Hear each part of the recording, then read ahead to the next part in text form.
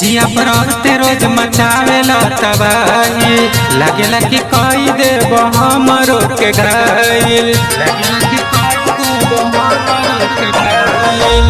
जिया परते रोज मचावेला तबाही लागेला कि कई देव हमरो के घायल केतनो ले कही बाकी तहरा ना बुझाला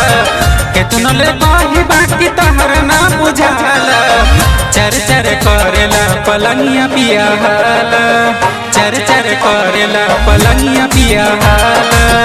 चर चर करेला पलंगिया पिया हाला पलंगिया पिया हाला चर चर करेला पलंगिया पिया हाला पलंगिया पिया हाला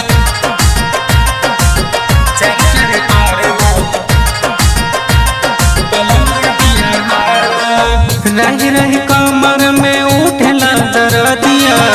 एको बेरी सुनल नाही हमारो अरजिया एको बेरी सुनल नाही हमारो अरजिया एको बेरी सुनल नाही हमारो अरजिया रही रही कमर में उठला दर्दिया एको बेरी सुनल नाही हमारो अरजिया एको बेरी सुनल नाही हमारो अरजिया थोड़े पर पूरा दहिया पिराला थोड़े पर पूरा दहिया पिराला चर चर करेला पलंगिया पिया हाला चर चर करेला पलंगिया पिया हाला चर चर करेला पलंगिया पिया हाला चर चर करेला